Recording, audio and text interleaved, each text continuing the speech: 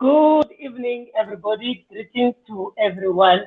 Welcome to this second day of the webinars of the 62nd anniversary of the establishment of the Pan Africanist Congress of Tanzania. Once again, we've got great and wonderful guests that we've brought to you today. Furthermore, to engage on this special conversations that we're having over the week. At this day, Africa comrades and friends, we welcome all our viewers in the diaspora, in the continent, and in occupied Tanzania alike. Thank you very much for making the time. My name is your facilitator, Thandolwethu Dlanga. I am from Gerald Kondlo branch of the PAC in the Tshwane region. Today, we've got great guests in our midst. Firstly, we've got a veteran in the Pan Africanist Congress of Tanzania Circle, Bambiza Utatu Fikile Nongauza. And secondly, we've got Comrade Onyesunyu Chator. She is in the United States of America, and they are both our guests. Welcome, Comrade Onyesunyu, and welcome, Comrade Fikile Nongauza. Israel too? Africa. Africa. Great to be here, comrade. Thank you for having me. Okay, thank you. Seemingly, we are having some little bit of trouble on the side of Africa Fikile Nongauza, our stalwart, when it comes to the connection there. But we are going to shoot straight to our comrade who is present today, and we're going to immediately start by saying, comrade, tell us who you are and where are you from, where are you located, and what do you do? What is the type of revolutionary work that you do? Briefly tell us about yourself.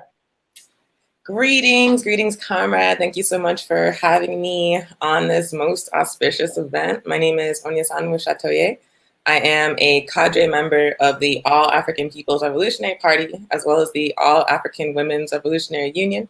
I am located in the United States of America, specifically in occupied Tiwa territory in the state of New Mexico. The United States is a settler state, just like Tanzania. And so I am on stolen land here in the United States, and the land belongs to the Tiwa Nation. I am a full-time revolutionary Pan-African socialist organizer, organizing for self-determination and community defense among African people here in the United States. Thank you very much, Comrade Onyesunyu. And to our viewers at home, we are live on My PAC Online. You find us on YouTube, you find us on Twitter, and you find us on Facebook.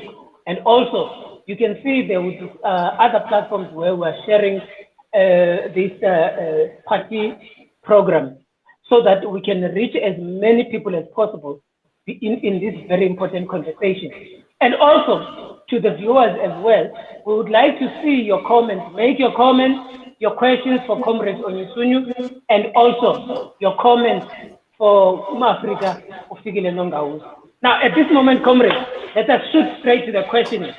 Pan-Africanism is a global movement. Mm-hmm. And what is your understanding of Pan-Africanism? So in the All African People's Revolutionary Party, the AAPRP, we define Pan-Africanism as a political objective. That political objective is one unified socialist Africa, and is based on an understanding that the African continent is being exploited and dominated by imperialist powers. It is made up of neo-colonial states. The wealth and land and resources across the African continent, and also throughout the diaspora, including here in the States, are not in the hands of the masses of poor working class African people. And so the objective of revolutionary Pan-Africanism recognizes that liberation for our people around the world will not be met until Africa is under our control, unified, and socialist. Thank you very much for that. You are speaking about a revolutionary orientation that you are talking about. Okay, I just noticed, sorry about that. I just noticed that there seems to be an echo on my side. Has my technical colleagues attended to that? Can the technical background colleagues try and deal with this background echo so that it can come clearer to the viewers at home? While they are busy doing that, comrades, I hear you talking about a revolutionary pan-Africanism, and in this text where Comrade Stokely Carmichael, aka Kwame Ture, our ancestor, he speaks about he says there are people who think that revolution is about yelling and screaming. They actually believe that they can get up on TV and rap their way out of trouble that we find ourselves in. They do not recognize that if one who is truly a revolutionary, one must understand that one must take time out to study, because revolutionary theories are based on historical analysis. Therefore, one must study. What is your comment on this writing of Kwame Ture? Our ancestor Kwame Ture is exactly correct. People always romanticize revolution and focus on the armed phase of the struggle, ignoring the fact that no revolutionary struggle has been waged or organized without a period of long-term consciousness raising and institution building within the people seeking to make revolution. Political education is a key component and a drastically missing component in the present day in developing a revolutionary struggle. We have to understand what we're fighting for. We have to understand who the enemy is. We have to understand exactly how we can contribute to a collective struggle as individuals. So political education is how you develop that consciousness, how you develop that analysis. Thank you very much. So it means study, study, and study. Thank you very much. We see that Comrade Nongauza is trying to log in there. Welcome, Mafrika. You are welcome into the webinar. Can you hear us?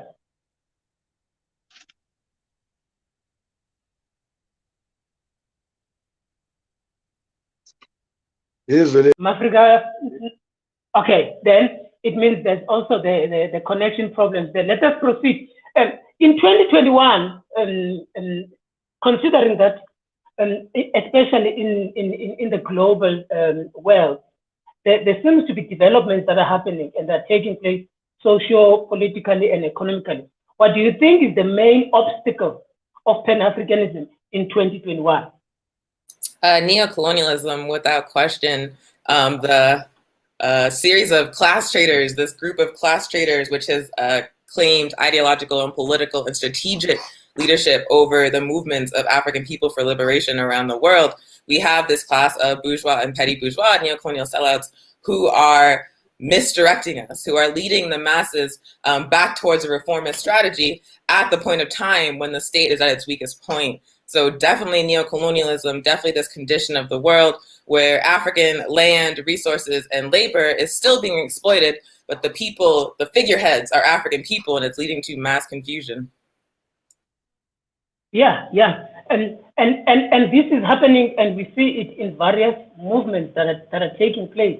And what would you say? How would we therefore try and save this revolutionary outlook of Pan-Africanism from these liberal anti-racist protests? How do we save that Pan-Africanism from those? I feel like the Pan-Africanist Congress of Azania has the right line here, the correct line, which is to put forward that racism is a tactic of colonialism. Racism is a tactic of imperialism and capitalism. The problem with liberal anti-racism is that it ignores those larger structures of colonialism, capitalism, and imperialism that give racism power and focus on just the symptoms, focus on addressing the symptoms within capitalist neocolonial states. But the PAC and the correct anti-colonial analysis says that we are suffering from racism because we are a colonized people. In order to address the problem of racism, we must overthrow colonialism as a structure. We must overthrow imperialism, which means destroying capitalism. We have to focus on these structures, giving racism power, not just the symptoms of the problem. And I hear you to be saying that racism has been made has been made the primary focus in the current discourse. Not to say that racism does not exist, because it manifests through white domination. But it is important, you are saying, it is important that we locate it where it is, because as we have read in the text, that we have to analyze the historical realities of the African group. Thank you very much for that, Comrade Onyesun. And from the global perspective, therefore, or from a very globalized Pan-Africanist as yourself, how would you analyze last year's uprisings in Africa? For an example, you've got a hashtag #EndSARS in Nigeria, a hashtag Red Pearl movement, to this anti-lockdown protest that is taking place. What lessons can we take from these mobilizations, and what can we do to drive them in a correct direction? And especially in occupied Tanzania, there was a few years ago, Fees Must Fall. What can we learn from these lessons? I also would add to that list of uprisings the George Floyd uprising, which began in the United States, but which ultimately spread across the world in a global movement against police terrorism. And it's interesting because the size and scale of these mobilizations indicates a great level of unrest within the masses of African people. Rightfully so, like we saw during the global COVID-19 pandemic, that it was our people that faced mass employment. It was our people that had the highest numbers of infections. It was our people that saw economic devastation as part of that pandemic. And then on top of that, we have this recurring issue of either neo-colonial leaders who are propped up by Western powers, by capitalist imperialist powers like the United States, that brutalize their own people, like in Uganda. Or we see militarized police forces like SARS and like the police in the United States, brutalizing people just trying to exist, brutalizing youth in particular, African youth. And so all of these things combine to create an atmosphere of great unrest among the masses that's kind of like a tinder pile. Like you just light a match and it goes up. It's a conflagration. So it's like that. But then you also see that oftentimes the leadership of these movements is middle class, is petty bourgeois. It's for that reason, not necessarily ideological. It's not connecting to the larger structures of capitalism and imperialism. It tends to focus on the symptoms of the problem and be like emotionally charged rather than politically focused. And I feel like you saw that same trend in Nigeria, in Uganda, and in the George Floyd uprising in the United States, which means there's like a hard limit on where those movements are going to go. And in Uganda in particular, we saw the rise of Bobby Wine as a political figure who ultimately turned out to not be in any way radical or revolutionary. He was calling for, U.S. sanctions on Uganda to push out the dictator, who was meeting with Juan Guaido, the fake president of Venezuela, because again, these movements might be mass-based among the youth, but tend to have petty bourgeois ideological leadership that always redirects all of that energy and discontent back into the system creating it. No, thank you very much, comrade, for this input. What I'm hearing from you is that this is not a new thing. Seemingly, it is an old thing that has been happening, and we have seen it with Professor Mangaliso Sobukwe raising this point of liberals within the struggle of the African people. And therefore, this point, it was also taken further by Steve Biko with the Black Consciousness movement in the 70s, where they move with the same line of trying to show the problem of liberals in leading these movements. And it is not something new. It has always been there. And I'm glad that you are raising it. And what is nice, this takes us back to this ongoing Pan-Africanist struggle and liberation struggle, because it has been happening and it is still continuing, and we need to salvage Pan-Africanism in this aspect. Thank you very much for that, my comrade. How do we therefore recapture this message? What would you say we should do? What would you say would the Pan-Africanists in occupied Tanzania, in the continent and in the world, to recapture these masses? How do we do it?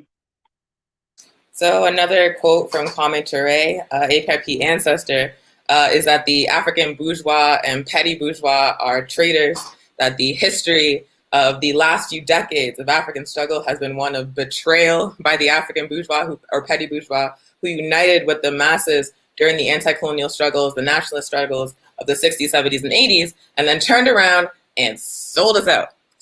And so what Kwame Ture says, the solution to that betrayal is to wage a class struggle within the movement for Pan-Africanism that is ruthless about pointing out the contradictions and betrayals of the African bourgeois and petty bourgeois, which places the leadership of our movements, of the fight to build Pan-Africanism, in the hands of the masses and poor working class African people.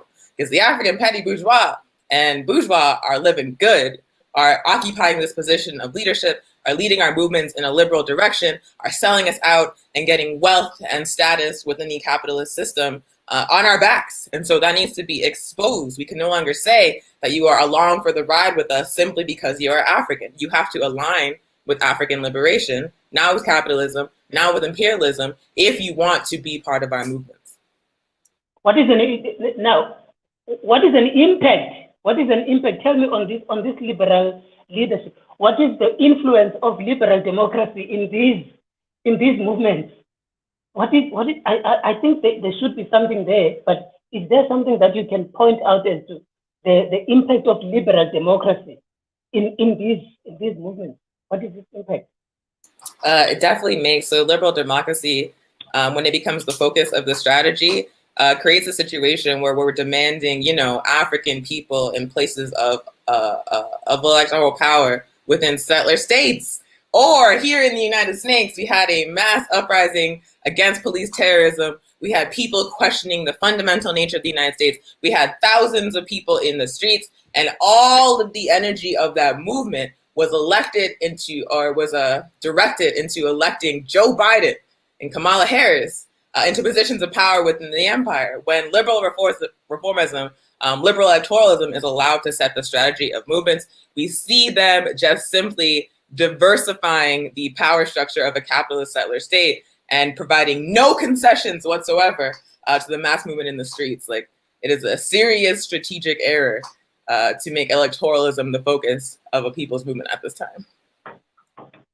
Oh, this is a great intervention that you are raising, because again, it is another aspect of the ongoing struggle of Pan-Africanists and for their liberation, because it shows us that there are these aesthetics that are being provided in the current political discourse to sway us away from the revolutionary outlook. Now, there's a common condition to African people across the continent and across the diaspora of police terrorism.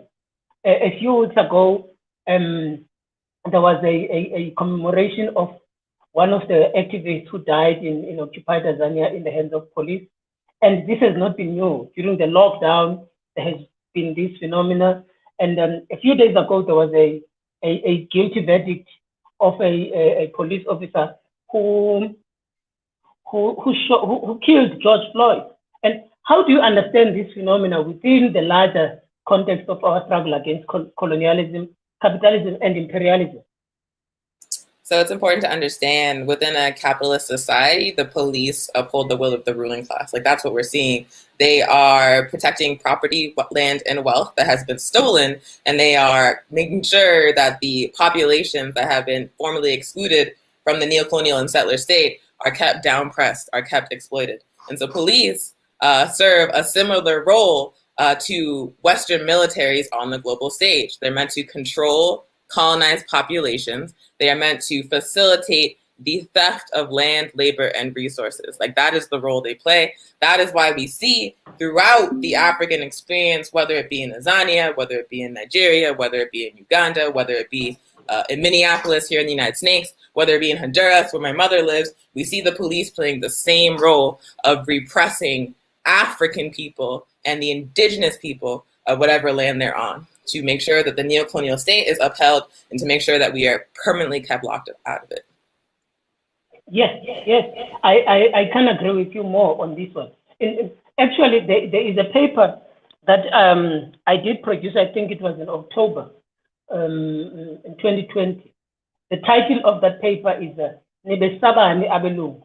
That is, why are you scared of white people? And I'm making the same argument on that paper as to how the structures the structures of policing themselves. They take the cue, especially in occupied Tanzania, the context with which I'm writing from. They take the cue from a policing model of apartheid and policing African people, or whom you majority would call black, policing that African people. And also, earlier than apartheid, you find a very linkage of policing the people who have had their lands stolen from. So even in the new dispensation, this is what you find, that the police, the military, the security cluster is there to protect the status quo of imperialism, capitalism, and colonialism, with settler colonialism specifically in these territories. Thank you for that, comrade. And I see some of the comments that are coming through on Facebook. Please, comrades, bring them coming in, and our viewers at home across the board from Twitter, Facebook, and YouTube. It is at MyPAC Online. MyPAC Online. Give us those comments and those questions. At this moment, we are still struggling with Africa Fikile in the area that he's at. There is some little bit of trouble in relation to the internet connection, but we will soldier on up until they make it work. At this current moment, comrades, I want you to give me your understanding of the major differences between the objectives of the mainstream anti-racism and the revolutionary pan-Africanism, because these are very critical, and we should always show these things very clearly. Please show me these major differences. So the objectives of liberal anti-racism are a more palatable colonized existence. It does not threaten the structure of the settler state, of the neocolonial state, of the capitalist state. It seeks to make our position within that state better. And so in that way, it upholds the legitimacy of capitalism and of settler colonialism. It says that this inherently genocidal and exploitative structure can somehow be reformed to better accommodate the people it's exploiting. On the other hand, the objectives of revolutionary Pan-Africanism cannot be achieved within the structure of a capitalist state, within the structure of a state built on stolen land. It absolutely cannot be, because it's an anti-colonial objective. It is an anti-imperialist and anti-capitalist objective. It cannot coexist within stolen land, within a capitalist state. So anti-racism at its core is about assimilation, is about accommodation, is about capitulation and class collaboration. But revolutionary Pan-Africanism cannot be. Revolutionary Pan-Africanism is anti-colonial in essence. It is revolutionary socialist. It can only exist by attacking and ultimately overthrowing the existing capitalist system. And these elements are very important, because they develop the current state and the current political and culture and society as we know it today. Is that the case? So therefore, we need to look at those structures and understand them, so that we can be able to make the leap, as Comrade Kwame Ture is saying. Let me read this. Let me read it, because I want to give the viewers what he says in relation to this. And I read. It's on Stokely Speaks. It's a book on page 185. It reads as follows. He says, one must understand one's history, and one must make the correct historical analysis. At the correct moment, you make the historical leap and you carry the struggle forward. And close quote. And this for me becomes very critical, because the Pan Africanist Congress of Tanzania by 1940s, by 1959 had already analyzed this, and they understood the situation. And by 1960, they took the moment, and it changed the course of the world.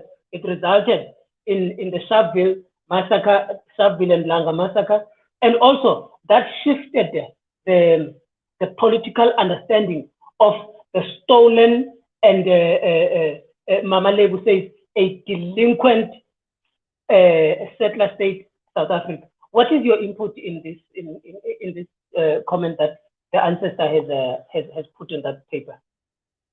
I'm sorry, can you read the quote again? I missed part of it. Okay. I'm going to take the last part. He says, one must understand one's history, and one must make the correct historical analysis. At the correct moment, you will make a historical leap and carry the struggle forward. Oh, so absolutely, I agree with the ancestors. So basically what he's saying is that if our African people are able to objectively analyze the history of our relationship to the systems of capitalism, imperialism, and colonialism, we would never, ever, ever seek to integrate ourselves into that system. If we understand from the very beginning that capitalism became a global economic system by colonizing Africa and enslaving us by the millions, then we would understand that even hundreds of years later, there's no possible way that we could seek to integrate into a system built on our backs. If we study our relationship to capitalism objectively, if we study the relationship of Africa to capitalism objectively, we understand the only alternative before us is to seek to destroy it and to build revolutionary Pan-Africanism, to build global socialism and communism. So absolutely, like, we have to study our own history, and then the answer is clear for how we need to proceed as a people. Thank you very much, my comrades. I'm going to go to the comments there on Facebook. Unfortunately, I would ask that my colleagues in the technical side to please, excuse me, to please just flight some of the questions that come from Twitter, so that it can be easier for them. Now, there is a question that is coming from Lindo Gushe Patiwe. His question is, I read, in the current situation in the continent as a whole, can we conceptually call these reactionary African elites bourgeoisie, understanding the bourgeoisie class in its proper Marxist understanding? Can we say we have an African bourgeoisie in the that is the end of the question. And then he argues, in the decoloniality school, for example, there is a debate of whether the black can never, ever be classified as being in the zone of being, which is the bourgeoisie zone. So firstly, can we say that the Africans are the bourgeoisie? Can we therefore also say, in the proper Marxist understanding, that's what he is arguing, can we say that these are African bourgeoisie? Make a comment on that, my comrade.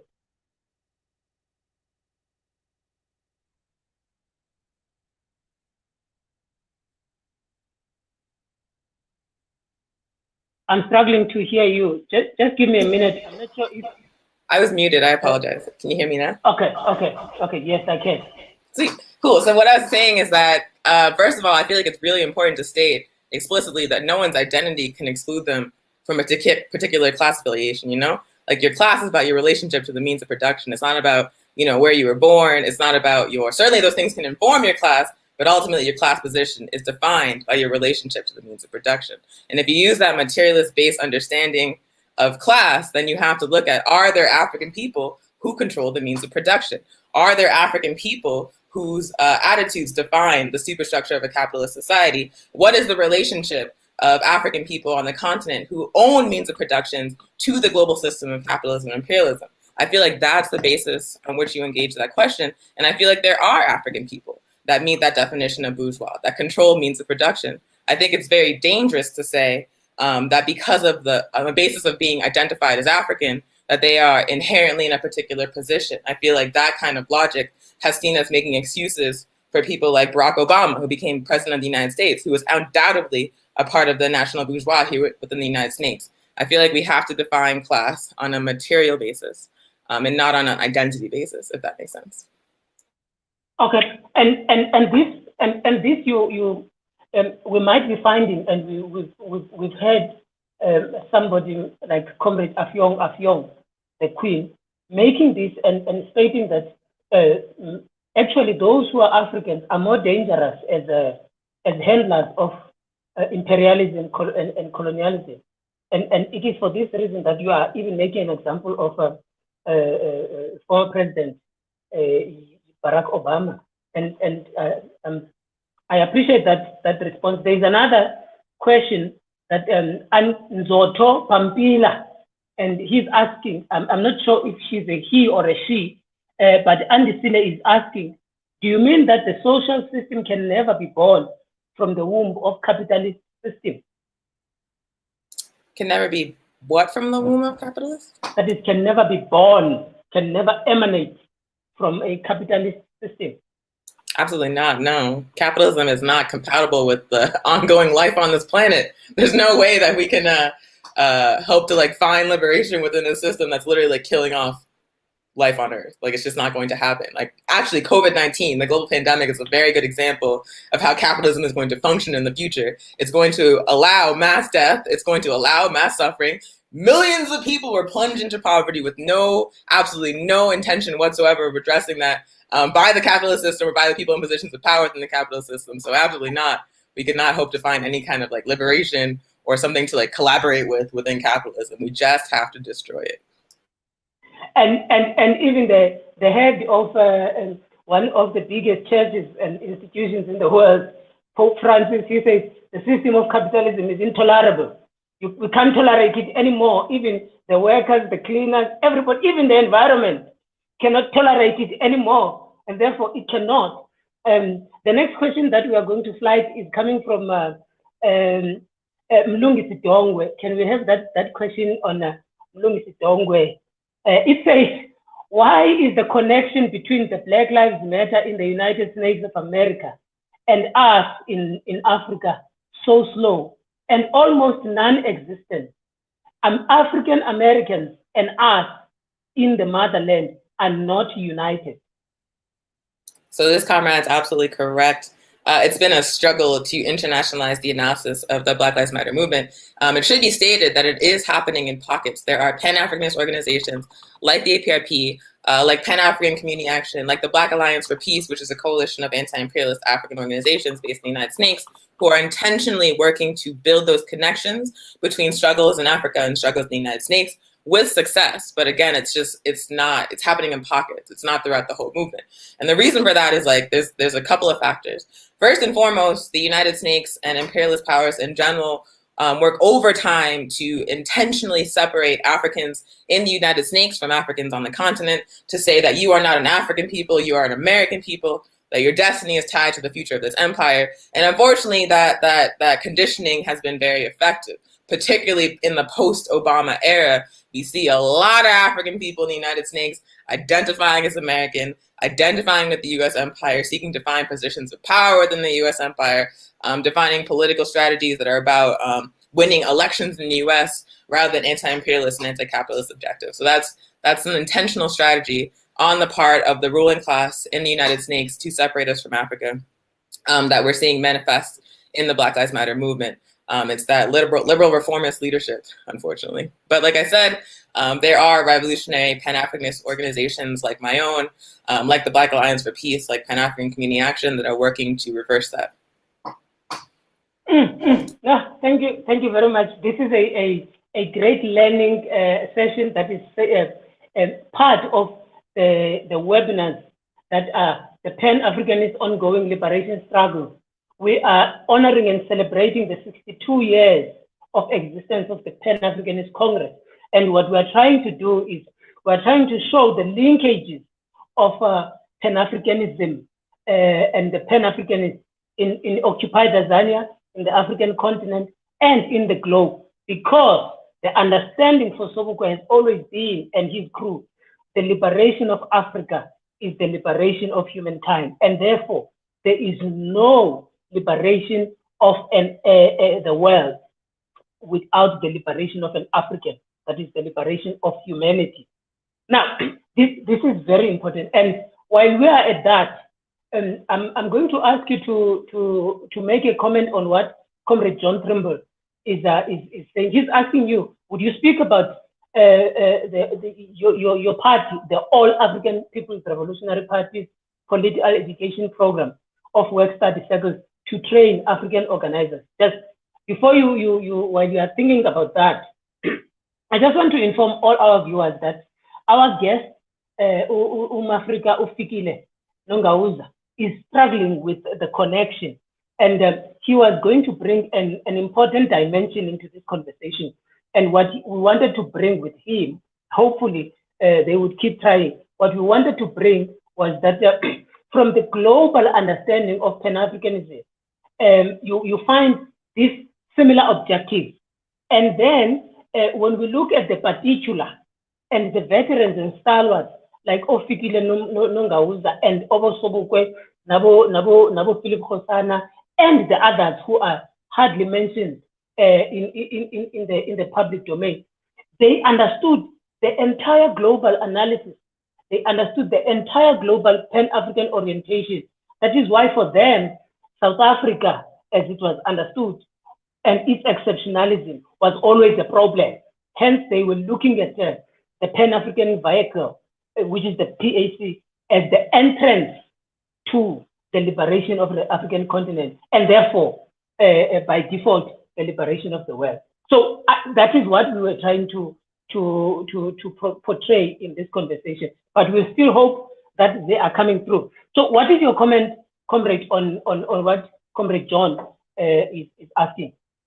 So I feel like I have a very good example of how the APRP's process works. So I actually started off in Black Lives Matter. I started off in the mass mobilization with like liberal leadership, petty bourgeois leadership, and I was recruited out of Black Lives Matter into the APRP. And so I started off with this liberal democracy-focused analysis, this reformist anti-racist analysis, and the APRP work study program that I was placed into is based on a study of these structures. So based on developing an understanding of capitalism, imperialism, colonialism, based on developing an understanding of the relationship of Africa and African people to those systems. We read about how slavery provided the primitive accumulation necessary to make capitalism a global economic system. We read about how capitalism and imperialism, how allowed the US and Europe and Western powers to develop on the back of the exploitation of the African continents.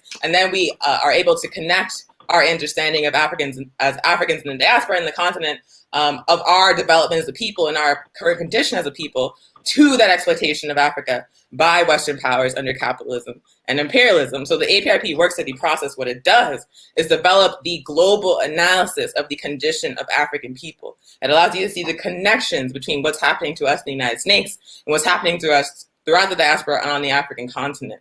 Once you develop that global analysis, that revolutionary, anti-colonial, and socialist analysis, it allows you to put into practice these ideas, and it makes your focus building power among the masses of your people rather than seeking accommodation within the capitalist system. It makes you extremely clear about who the enemy is and how you can contribute to taking that enemy out.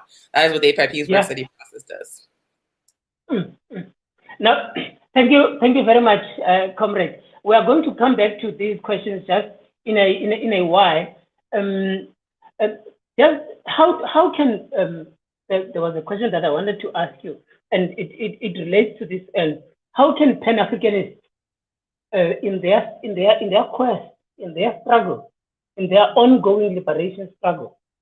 You see, we find the PAC established in '59, hoping and acting and doing revolutionary actions in '60, so that it can be it can liberate the African people, the indigenous people in 1963, which was the objective at the time. And up until today, occupied Tanzania is not free in the orientation of Pan-Africanism. The continent is also not free in the understanding of Casablanca bloc freedom. The world as well is not free in the understanding of the All-African People's Convention. So you find the entire world is not as free as how we would have understood it. How can therefore Pan-Africanists in praxis struggle against neo-settler colonialism? So I think political education is a key component because it helps you to understand the history of how we got here. It's very easy when you don't have that consciousness, when you haven't engaged in study about how we got to this point, to just be like, we failed. To say that the anti-colonial struggles revolutionary struggles of the 60s and 70s and 80s were just not successful and that African people are not capable of liberating ourselves. But if you study the history of capitalism, imperialism, and colonialism, if you study how neocolonialism developed as a response to anti-colonial struggles, then you begin to understand how it is we got to the point. You begin to understand how these systems modified themselves to maintain control, and you understand that instead of failure, we're actually just like at another point in the struggle where our strategies have to change. We have to engage in that political education to understand how we got here, and also to develop the class analysis that is essential at this point in history. Nationalism got us to a point, right? It got us through those anti-colonial struggles. But now we are at a point where we see people who look like us, people who claim the identity of African, people who, who wear the fits, who are betraying us. And because we are still stuck in a solely nationalist mindset without the adequate level of class analysis required to see the betrayal, we're allowing them to lead us in circles, into walls, off of cliffs. And so we need that political education to understand the historical context and how we got here. And we also need that political education to develop a class analysis. And then we have to use that theory and that understanding to make revolution within the masses of poor and working class African people. And that revolution can only happen when we are based and when we are in sync with the masses. Isn't that the case? Absolutely, because we're in, like I said, we're in a moment where the political, strategic, and ideological leadership of movements that are based among the poor working class is petty bourgeois, is liberal. So in order to take control from those people, from these traders, we have to organize the masses of poor working class Africans. We have to organize the people that are most exploited by this system. The leadership must be in their hands and not in the hands of the petty bourgeois.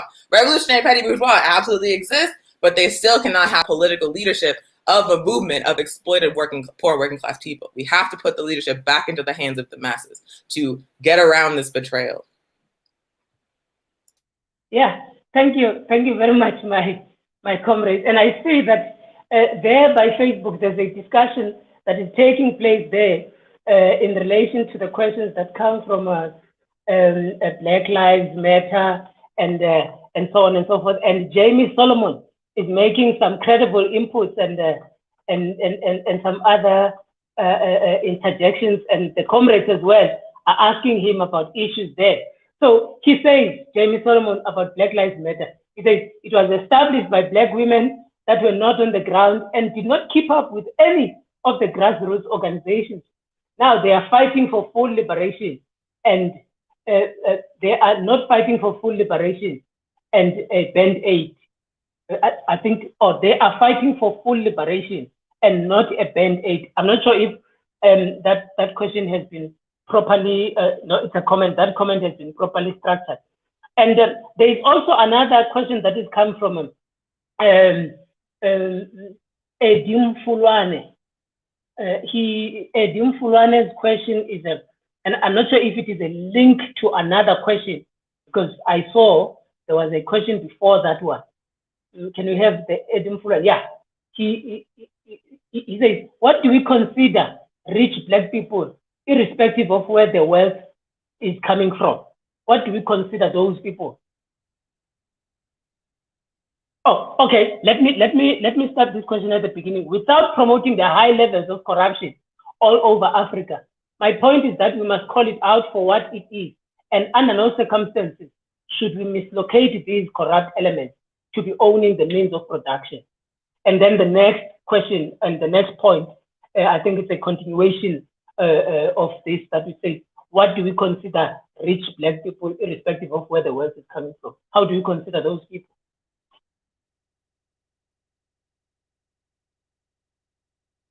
Unmute yourself, comrade. Sorry. So I'm just for clarification, the claim is that across the board, African people do not control means of production.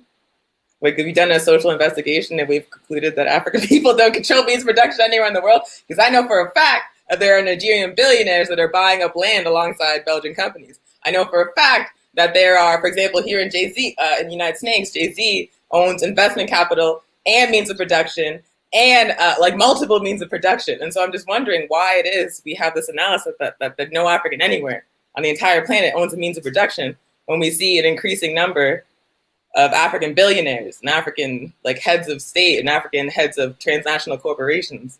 I just think that we have to. Oh, and also an African president of the U.S. Empire. So I'm wondering how we got to the conclusion that African people don't need.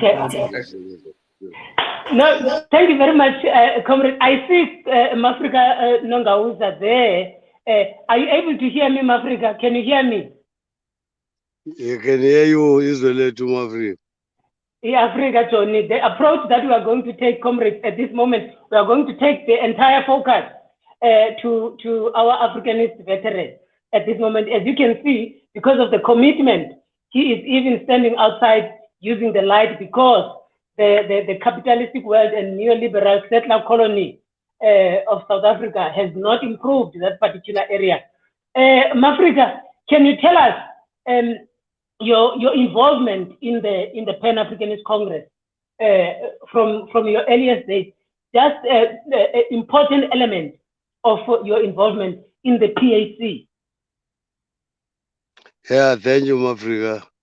To start with, I actually joined the Pan Africanist Congress of Tanzania in 1969 when I was 21 years of age.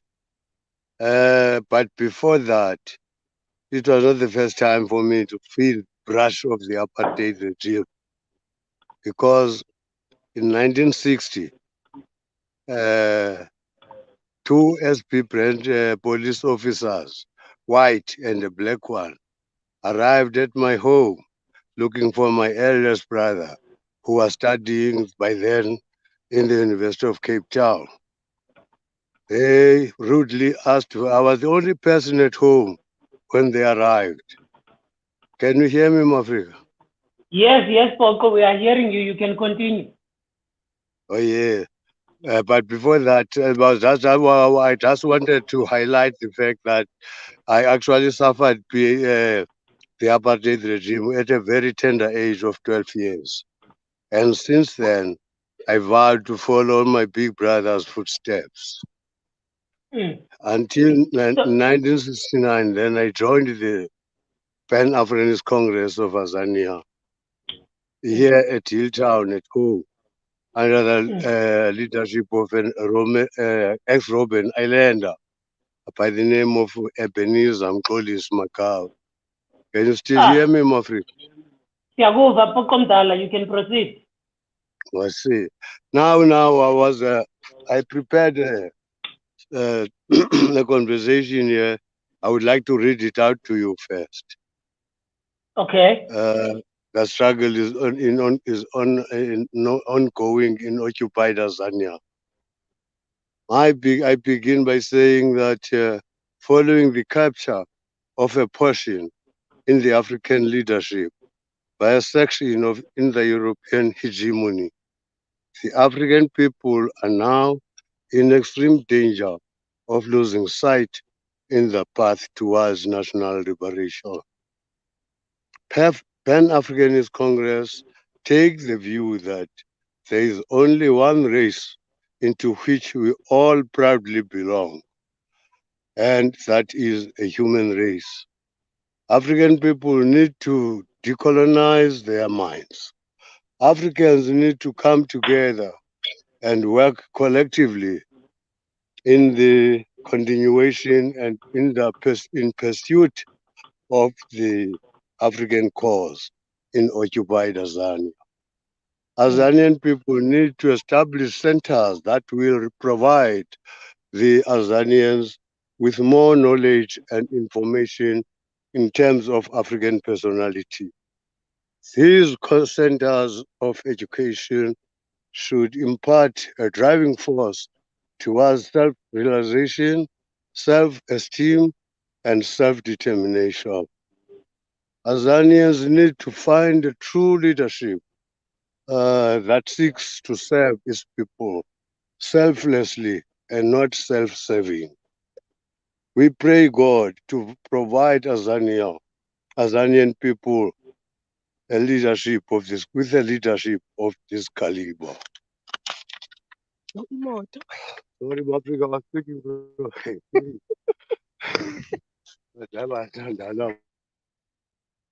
Thank you very much, Mafrika Nongauza. Viewers at home, you can see the struggle that the veteran and the stalwart is going through so that he can be part of this and to show the importance of these webinars. And it is important that we acknowledge and understand that the type of tenacity, resistance that is shown by Umafrika Nongauza is the same resistance and tenacity that they showed almost 50 years ago when he started joining the Pan-Africanist Congress of Azania. And you can hear with how he is articulating, he's showing us some pillars that are very important. Comrade Onyesunyu, any comment on what the old man has been saying to us in relation to the pillars and how he joined the PAC? And you look at his age, he's almost over 80, and he's been a constant part of this ongoing liberation struggle for Pan-Africanists that we have not won, by the way. Any comment on that? Just that the revolutionary elders are such an essential part of maintaining a continuity of revolutionary struggle and also reclaiming that history. I feel like a lot of the reason why we're in this position we're in, where our mass mobilizations are being led in a liberal direction, is because we do not have that history, because we do not have the understanding that this comrade lived and just explained. People feel like they have to start from scratch and that they have to reinvent the wheel, but these revolutionary elders provide the context we need to head in the right direction and also understand what's been tried and already failed. Yes. I hear you, and it is appreciated because we as a young revolutionaries at this moment, we were able to see and view such revolutionary elders who have been carrying the torch, and the organizers of the webinar looked at it and chose this thing very, very carefully to say that it is an ongoing liberation struggle. And it shows you from a 21-year-old young man to an 80-year-old man. And his line of march has always been one: the revolutionary outlook of Pan-Africanism, and therefore liberation cannot and can never happen without Pan-Africanism. So that is the situation, and we are getting a feedback from the revolutionary elder there that the internet connection is a little bit unfair to him. So he made his contribution, and we are going to accept it as that. However, I see Comrade Aisinobo on the comment section there. He's saying about the revolutionary elder, Brafix was my cellmate during the apartheid era. I was learning politics from Brafix, no Brahmanye. So there are people who are confirming that they have been fed by this breast milk of Pan-Africanism. It's not like we are talking about people that have not been there. And comrades, one of the things that also I want to note to our viewers, I'm looking. There's a beautiful conversation that is taking place there on Facebook, and we encourage the Africanists and the Africanists across the globe to continue with these conversations, and we take them forward. I'm going to take Vusumu Moyo's question. This is his question. The point is not that there are no Africans who own the means of production. The fact is that, comparatively speaking, they are few and far between. The overarching reason is that colonialism and capitalism created monopolies amongst the colonists and capitalists, and therefore Africans do not have such as much wealth, comparatively speaking. I think that point is what it is being emphasized. What is your comment on this? I absolutely agree. Yeah, like I'm not saying that the existence of Africans that control the means of production means that transforms the the overall relationship that we as a people have to the capitalist system. Like I said, capitalism became the global economic system through the colonization of Africa, the theft of indigenous land in the Western Hemisphere, and the enslavement of millions of Africans. That is not a relationship that can be transformed by the existence of a handful of Africans that control the means of production. Certainly the majority of the bourgeois globally is still European people and an increasing number of Middle Eastern people. But it's really also important to understand that class, again, is a material relationship. Colonialism, or being colonized, is a material relationship, and so there's no identity that can preclude you from having a particular class position. We can't analyze class on that basis because it's going to encourage us to justify sellouts, to justify traitors, to justify people who are aligning with the capitalist and imperialist system against us, regardless of what they look like, regardless of what's in their blood. They're aligning with the system against us, and we have to recognize those people and what we're doing. Oh, thank you for that, my comrade. It's greatly appreciated. Now, the stalwarts that just came through here, probably majority of people might not know him as, especially the young ones. So I'm taking this opportunity just to talk to some of the important biographical aspects of Utatu Fikile Nongawusa, because as I said in the beginning, Africa, is that the purposes of these webinars have been designed to show the movement and how far the Pan Africanist Congress of Tanzania has moved, and also it has lived through these 62 years with the linkages with other Africanists and Pan-Africanists in the continent and in the diaspora. And also for the young revolutionaries, they must understand that the struggle is ongoing. They must not be fooled by these neo-settler colonial and neoliberal electoral politics that have submerged our understanding. So I'm going to talk to some of the few things that are very important that the old man has mentioned here. He says his brother, he followed the footsteps of his brother, who was in Cape Town in the anti-pass campaign with Philip Atta Khosan. And in July 1960, right after the arrest of those leaders in Cape Town, after the anti-pass campaign by the special branch, with the headman of his village, the late comrade Paul Mbilane, they visited his home in Hilltown. So he further says he was the only person at home when they arrived. They demanded the whereabouts of his brother, that is Uvelekhaya Nongawusa, and they had his photo with them. He told them that his brother was in UCT, and therefore he did not know about him. So at about 2:30 in the afternoon, they took him to Fort Beaufort police station. That was the beginning of his baptismal into the politics of Pan-Africanism. Now he then says they also at night they demanded that his father must be brought into the station. Now it has moved from his the oppression has moved from his brother, it went to him, and it has moved from him, it went to his father, that he must be brought and must be arrested for his older brother's sake. So you can see how this inhumanely system was willing to do anything in its powers to create an oppressive situation for Utatu Nongawusa and his family. He then says in this biography, it was a horrific and traumatic experience to learn the sinister way, to learn about the apartheid regime.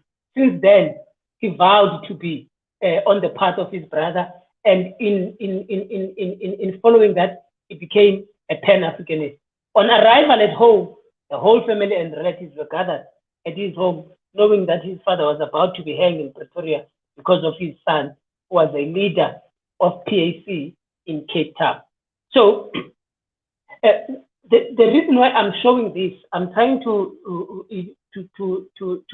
paint into the viewers that these people whom we are carrying the torch from have suffered and have served and they have sacrificed to a point that even they don't see anything else outside the liberation of humankind for them to be liberated. And this is very, very important. And I appreciate that the old man did all that he could in his power to make sure that he is able to show that he was willing to be part of this, but the internet.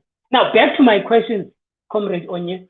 What does it mean for an African people to be in a state of war as we are going down? Now we are descending the mountain.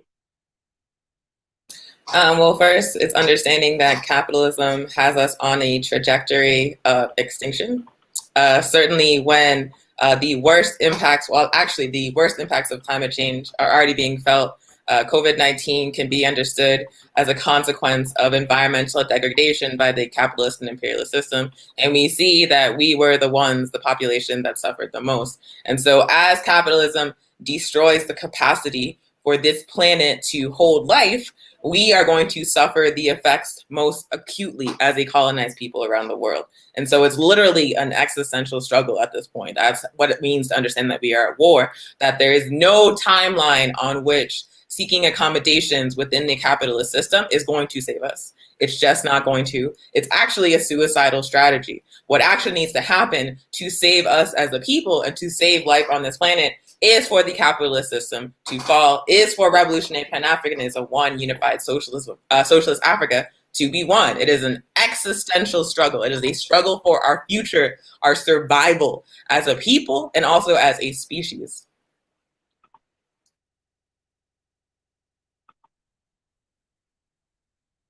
There seems to be. Yesterday we've heard one of the stalwarts, Dr. Pegu, making a very bold statement about some of the shortfalls and the criticism of Pan-Africanists at this current order and this current period. He says there has been the lack of linkages between Pan-Africanists today in the current context than the Pan-Africanists in the earlier years, from the 60s, 70s, 80s going forward. And I'm saying this deliberately because it is going to show, I want to show something on this text, on this book written by Comrade Sardzai Shivanu. This text, on page, in one of these pages, you've got her in a Pan-African support group in St. Croix at the University of Virgin Islands. She introduces a guest speaker, and she has let me try and show, here is the picture. In this picture, she has a Pan-Africanist Congress T-shirt. It is written Pan-Africanist Congress of Azania T-shirt, and this was early in the 70s. And what is your input on this linkage? Why is it important that for Africanists and Pan-Africanists to link up their struggles? Why is this important? And why has it failed over this current context? Why is that the case? Because it's the same struggle. The borders that separate us, the so-called identities that separate us, were created by imperialism. The only reason there are Africans in the Western Hemisphere at all is because of imperialism, is because of colonialism. Understanding how we got here means understanding how we are intrinsically connected, understanding how we are part of one struggle. And also here in the United States, we are living in the belly of the most dangerous empire that has ever existed, that is currently recolonizing the African continent through an expanding military footprint, as well as an expanding investment footprint by transnational corporations. And so us Africans living in the belly of the beast, unless we are actively fighting against US imperialism, are complicit with the colonization of Africa. So absolutely, we have to build connections across colonial borders with other African people struggling against colonialism, struggling against capitalism and imperialism. It's the same struggle on many different fronts.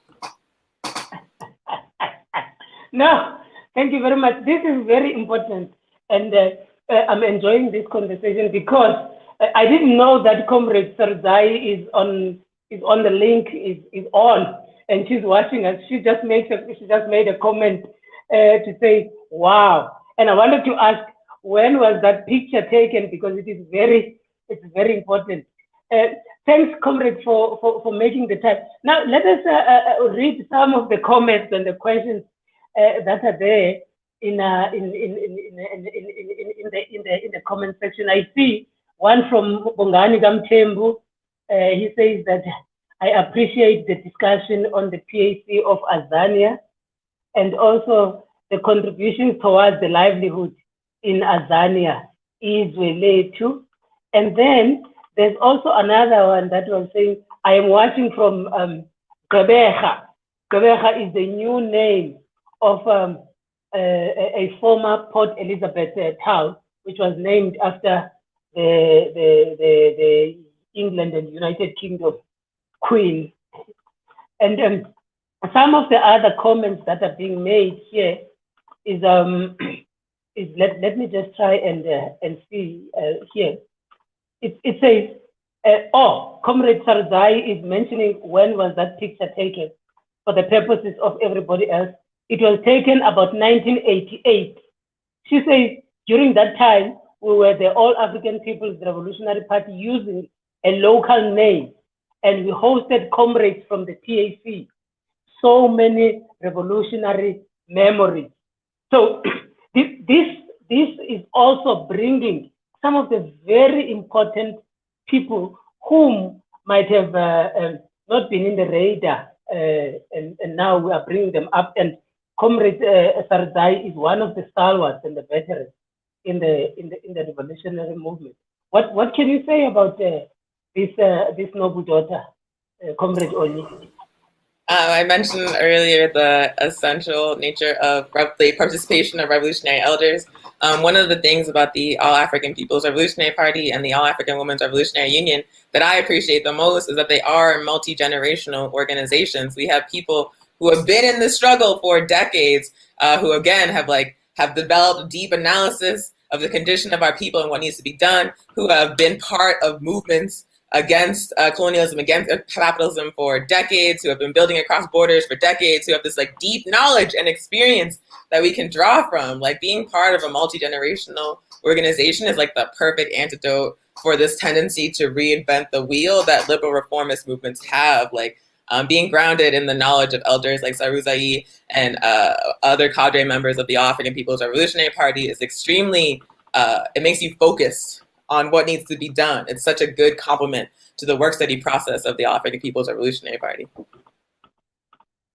And this is critical because of what this infuses, because also in the PAC there is this understanding and the principle of the intergenerational struggle, where all the generations that they must constantly form, that there must be that chain, because the Pan-African struggle is ongoing, and the struggle for a socialist world is ongoing. Therefore, it would not be fair and it would not be right to those who came before us to have a break in that chain. That is, it is important to constantly have that unity and that important unity as an African people in the continent, in occupied Tanzania, and in the world, so that we can continue with this struggle. Let's go back to some of these points. And comrades, you would notice, and again, I'm saying we appreciate the debate that is taking place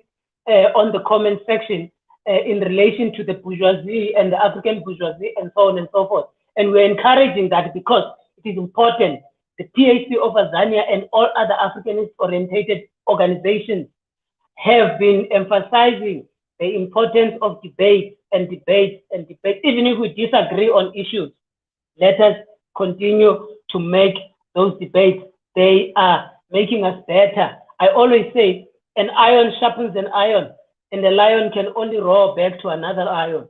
So it's important that we do those things. So there is a point that was made by I'm just trying to find this. It was a very important question, but we have. Let me just quickly try and find this before. He says there is a debate or a discussion. Yeah, it's come on. It's Netemba Taboy. Netemba Taboy. Sorry for that. He says an argument was recently raised in the Azanian political landscape, suggesting that the apartheid regime was a socialist state, that during the regime, the government owned the means of production and other strategic economic resources, such as the Reserve Bank, for the benefit of its people, that is white people. The narrative suggests that socialism in Azania coexisted with dispossession, oppression, and exploitation of the working class. Now, this is the question. Can the noble daughter shed some light as to whether the virtue of the apartheid government could be considered as an example of a socialist state? Now, this is talking to the apartheid in Azania. No, I don't think so, because while they might have had, like, nationalized healthcare or a strong welfare state for the settlers, it was based on the very capitalist exploitation of the indigenous peoples. It's kind of similar to why the so-called Nordic states that people like Bernie Sanders and Alexandria Ocasio-Cortez here in the United States hold up as socialist states, but those states have strong welfare systems funded by imperialism. So there's still capitalism in the mix. It's just like shifting who is being exploited and extracting resources and wealth from them in order to make a strong safety net for settlers and for colonizers. Like, that's not how socialism works. Just the existence of nationalized healthcare or a strong welfare system does not mean the existence of socialism. Like, who controls the means of production? Is the power in the hands of the masses of the working class people or not? Like, that's what defines a socialist state, not just like, free healthcare. Mm-hmm. Yeah, and correctly so. When you make this argument, and it is great because it has embarked or it has lit a very strong conversation in the understanding of these aspects from yesterday up till today, because this argument was made yesterday, and today it is coming back again, and I'm happy that it will continue to go forward and go forward. Now there is a comment from speech from D. It's Sipelo from D. He speaks in relation to how Ntate Nongauza has been treated by the system, and he says, Africa Tandulwetu, the eyes of the system, that is the apartheid regime. Once you are a member of Pan Africanist Congress, you are a danger to their society.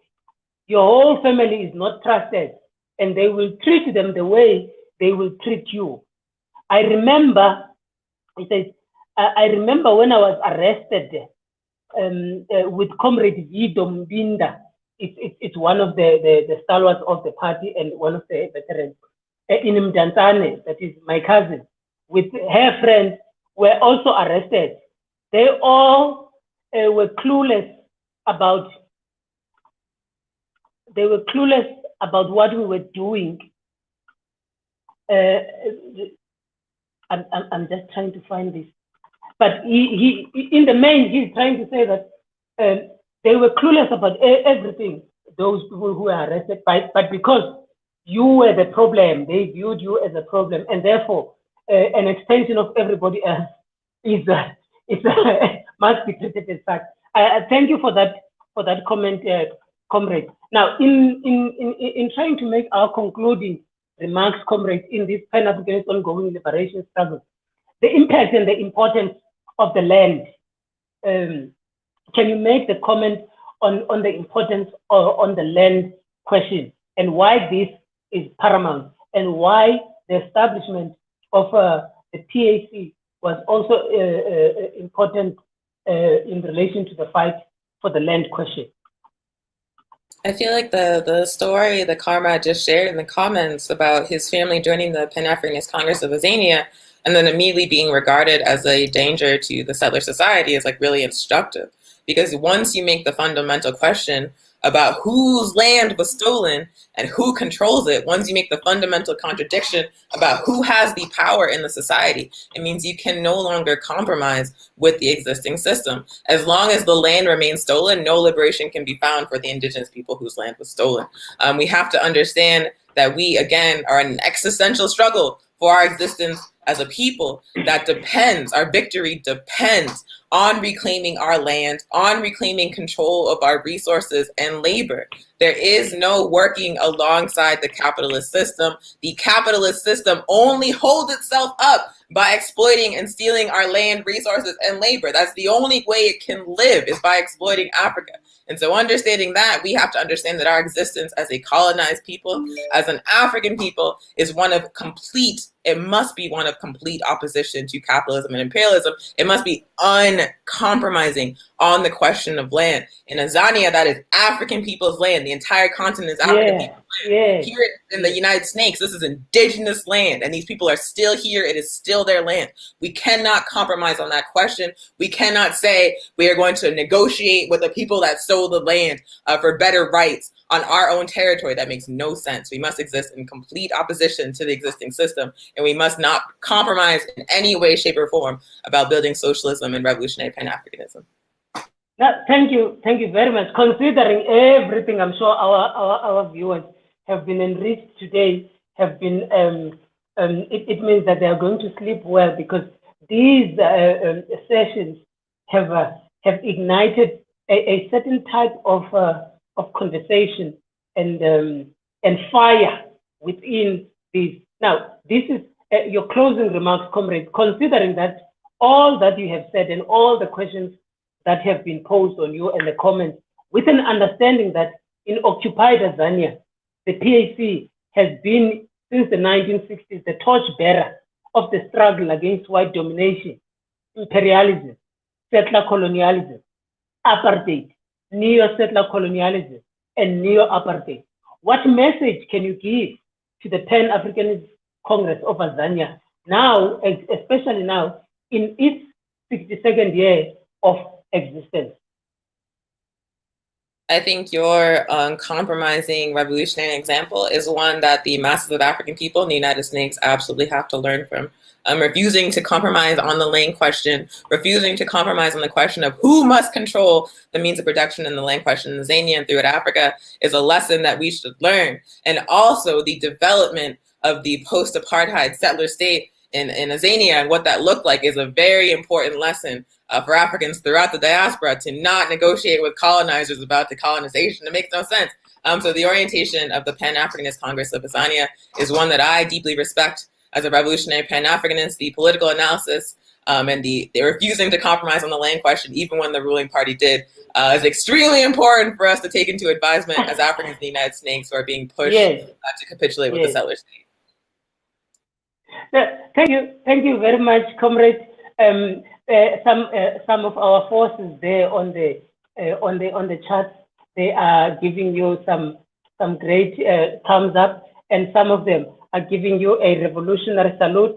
And we thank you for making the time to be part of this program.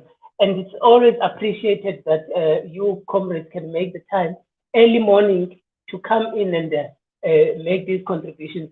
And I wish you all the best. Thank you very much on behalf of the Pan-Africanist Congress of Azania and the people of the African, indigenous Africans in occupied Azania. Thank you very much for the work that you are doing in the United States of America, the stolen settler land. We appreciate your participation. Thank you very much, comrades. At this moment,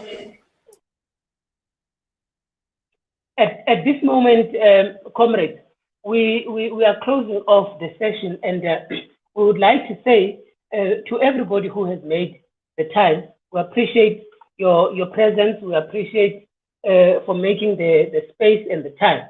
So from now on, it would be proper for the Africanists and the Africans in the continent and in the world to make sure that we continue to analyze and understand all these dynamics, so that it makes it easy for us to be able to make that leap of faith, that revolutionary leap, so that we can change the course of history, as it has been done by the people who established the Pan-Africanist Congress of Tanzania on the 4th, 5th, and 6th April 1959. So we should always understand this historical analysis, and we must analyze it properly and correctly so, because we won't be able to make that leap if we do not have this revolutionary understanding.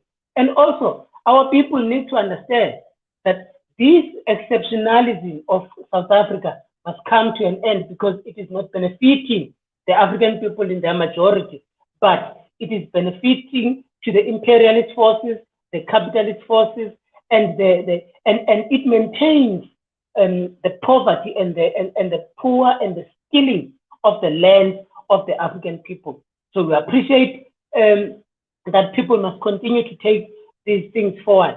In relation to the announcement, Africa, we would like to say thank you also to the stalwart, Comrade Fikile Nongauza, for making the time, and those people who were assisting him in Hilltown. It was wonderful that he made the time to make sure that he is available, just to show us his tenacity. The internet might not have been good to us, but he has made an important contribution in the understanding of Pan-Africanism and its ongoing liberation struggle. Now, tomorrow in occupied Tanzania, that is South Africa, it is a so-called Freedom Day.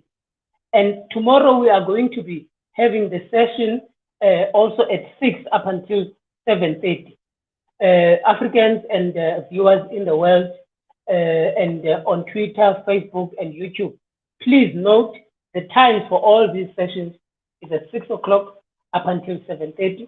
And the conversation tomorrow, as part of this 62nd anniversary, we are going to be evaluating the 27th April Freedom Day phenomena in South Africa.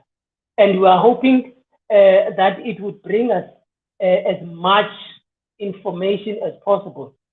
Tomorrow, our guest is going to be Reverend Akona Gamza and Africa Ustembiso Malus. And these comrades are also part of the orientation of Pan-Africanism. And the idea for tomorrow's session would be looking at how this Freedom Day has been conceptualized, how it came to be alive, and how it has been given to our people to accept as a true freedom, and how therefore the Pan-Africanists continue to critique that position, and why is it important that we should constantly have a critique and a practical approach to fighting that neo-settler orientation of freedom. So, Africa, our viewers at home, we appreciate the time that you have spent with us, and we are grateful for making the time. Comrade Onyi and the comrades in the United States of America, thank you very much. Back to our technical team, we would like to say thank you, comrades. Thandolotu Zanga, your host, it has been good to be with you. I appreciate everything, and I appreciate your time. And at this moment, we say you read and read and read, and you study and study and study. All your analysis must be based on your history. You must understand things from your historical analysis so that you can be able to make better sense. The Pan-Africanist Congress of Tanzania is going forward to another 64 years. Comrades and friends, let us take this opportunity and say good night and enjoy your evening. For those who are going through the day, thank you very much. Enjoy your day. Izwele to Africa, Pan-Africanism forward. Forward to one united socialist Africa. Thank you, comrades. We appreciate you. We are out. Bye-bye.